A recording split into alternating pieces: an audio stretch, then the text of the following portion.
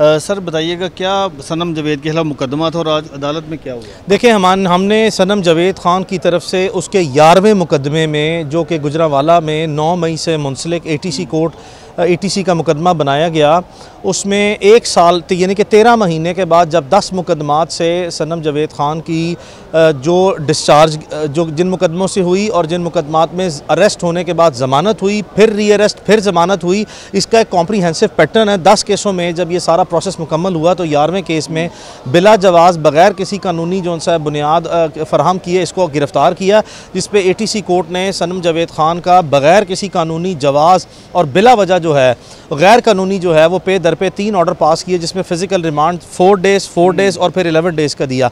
उन्हीं ऑर्डर्स को हमने अदालत में चैलेंज किया कि इसकी अरेस्ट भी इलीगल है और जो कोर्ट इसके फ़िज़िकल रिमांड दे रही है that is without any basis. उस पर आज 2 रुकनी बेंच ने जस्टिस अज़ीज़ जावेद गुराल साहब और justice Ali Zia Bajwa, the honourable जजेस ऑफ लाहौर हाई कोर्ट, इन्होंने कॉम्प्रीहेंसिव जो है वो 3 तारीखों पर समाअत की। बहुत ज़्यादा टाइम दिया प्रोसिक्यूशन को कि वो अपना केस इस्टेब्लिश करने की भरपूर कोशिश कर सकते हैं तो कर लें। जो भी उसकी गिरफ्तारी का जवाज़ बनाया गया, अदालत ने वाज़े तौर पर कहा कि ये case of absolutely no evidence है। इसमें जिस तरीके से मजिस्टेरियल कोर्ट ने किसके हमराई मुल्ज़म का वादा माफ़ गवाह बनने की जो है वो एक सारी प्रोसीडिंग रिकॉर्ड की है, वो भी गैर कानूनी है। और इस केस में ज़र्रा बराबर भी जो सा है वो एक शहादत नज़र नहीं आती। और ये वाज़े तौर पर नज़र आया कि जो मल्टीपल लिटिगेशन में बग़ैर किसी कानूनी जवाज़ के जो रियासत पाकिस्तान के इदारे, ये पुलिस और प्रोसिक्यूशन जो है, जब भी ये इसको गिरफ़्तार करते हैं, ये absolute process of abuse of authority है। मुकम्मल तौर पर अपने इख्तियारात का नाजायज़ इस्तेमाल कर रहे हैं, जो कि बिला जवाज़ है। और ये तमाम ही दलाइल सुनने के बाद अदालत ने इस नतीजे पर पहुँचते हुए इसको बाइज़्ज़त तौर पर केस से डिस्चार्ज कर दिया। सनम जावेद के खिलाफ कोई केस अदालत ने, ये बड़ा ही इंपॉर्टेंट क्वेश्चन है आपका, अदालत ने बार बार प्रोसिक्यूटर जनरल के ऑफिस से 2 डिप्टी प्रोसिक्यूटर जनरल और इसके JIT के सरबराह और पंजाब पुलिस के जो नुमाइंदगान अदालत में थे, इनसे इस्तफसार किया कि ये जो केसेस जिसमें आज तक अरेस्ट कर लिया है और उसके बाद जो भी इस वक्त सूरत हाल है, बताएं कि गुजरांवाला में या बाकी शहरों में इस पर मज़ीद कोई मुकदमा है। तो उन्होंने वाज़े तौर पर कहा कि जी इस वक्त कोई ऐसा मुकदमा मज़ीद पेंडिंग नहीं है।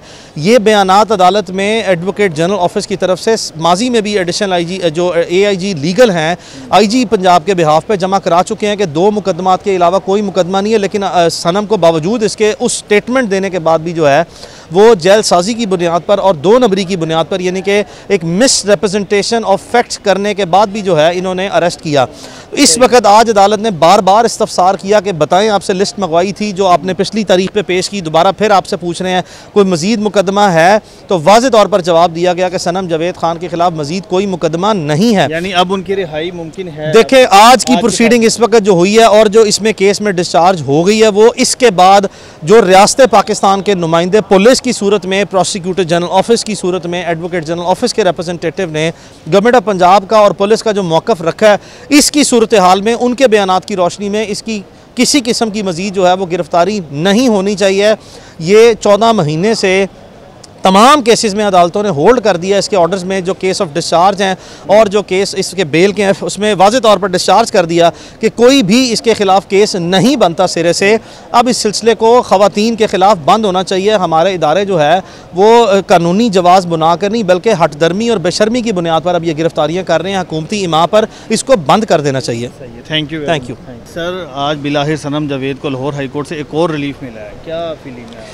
ज़ाहिर है मेरी फ़ीलिंग बहुत अच्छी है। मैं पहले दिन से ये कह रहा हूँ कि मुझे ये लड़ाई कोर्ट्स के ज़रिए ही लड़ना है।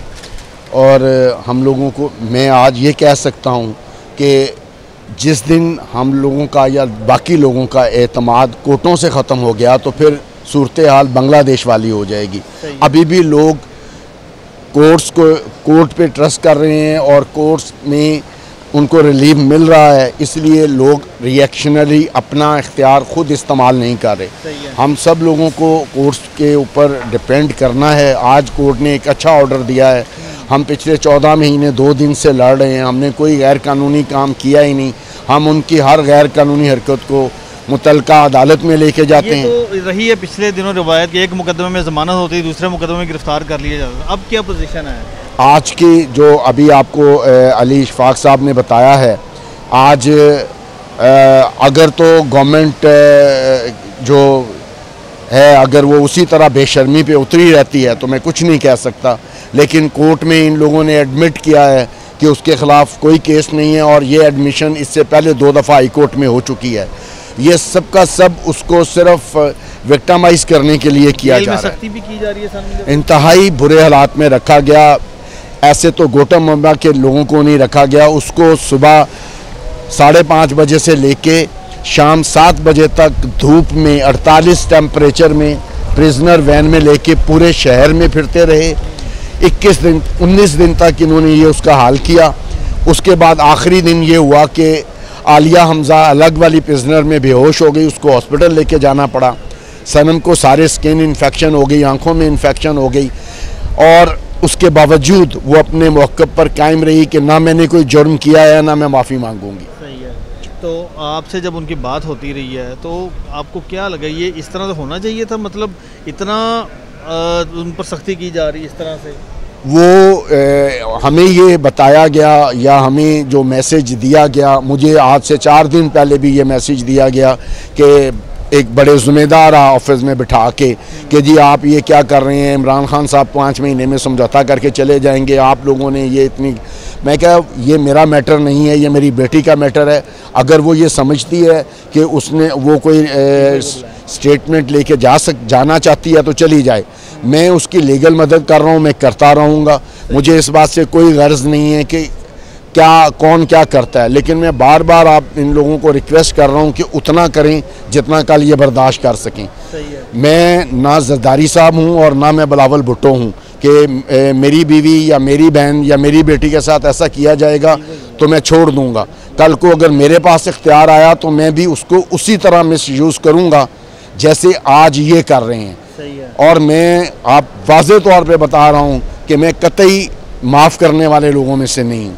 हर उस शख्स को। कितना अरसा हो गया सनम जावेद को? 14 महीने 2 दिन हो गए आज उसको, और इन्होंने उसको बिला किसी वजह के सिर्फ अपनी अना के लिए उसको रखा हुआ है। और अगर ये समझते हैं कि ऐसे ये कामयाब हो जाएंगे तो ये इनकी गलतफहमी है। सही है।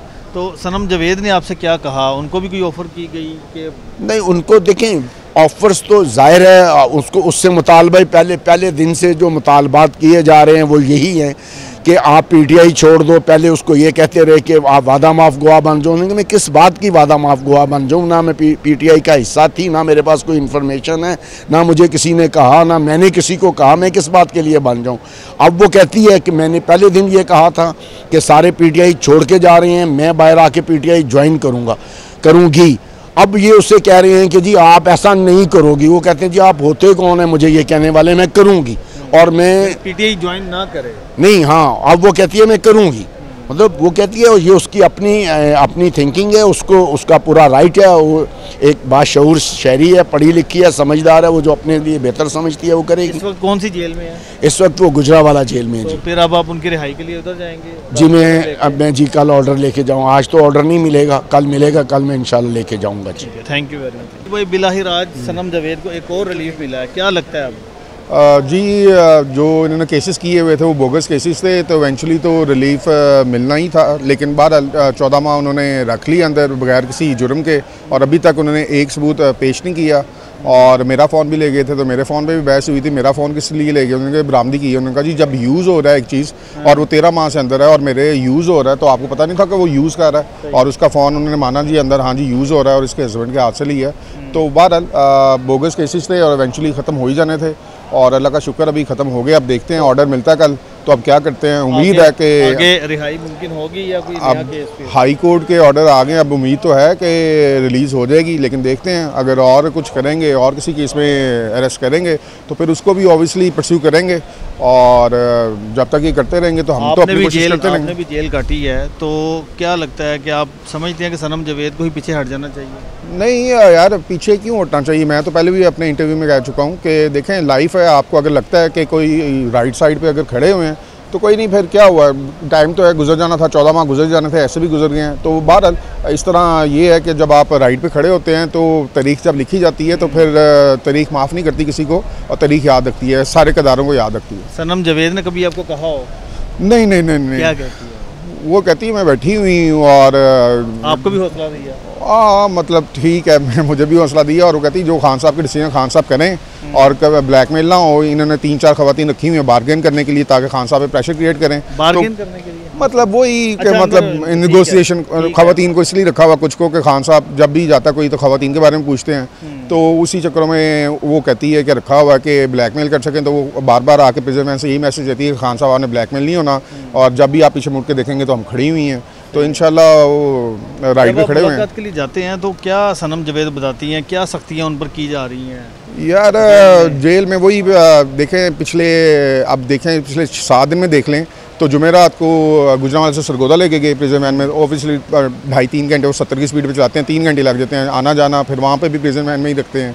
फिर उसके बाद जुम्मे को लेके आए थे, उसको गुजरांवाला से लाहौर लेके आए थे, फिर उस हफ्ते को फिर गुजरांवाला से सरगोदा लेके गए, फिर मंडे को फिर गुजरांवाला से लाहौर लेके आए, फिर कल ट्यूसडे थी, कल फिर गुजरांवाला से सरगोदा लेके गए हुए थे। तो बस यही तंग करना है। पेशियाँ ऑब्वियसली पेशियाँ ऐसे ही भुगतना मुश्किल होता है, अपनी गाड़ी में भी जाके भुगतना मुश्किल होता है। तो प्रिजन वैन में तो आप अंदाज़ा कर सकते हैं कि गर्मी है, और गर्मी में 2.5-3 घंटे जाना 2.5-3 घंटे आना तो मसला होता है। लेकिन बहरहाल वो कहती है जो मर्ज़ी करते रहें, जितनी मर्ज़ी पेशियाँ करवाते रहें, जितने मर्ज़ी शहर घुमाते रहें, जब भी खान साहब देखेंगे पीछे मुड़ के तो हम खड़ी होंगी। तो ये कितने मुकदमे थे मजमूई तौर पर सनम जवेद? यार मुकदमा तो कोई भी नहीं था।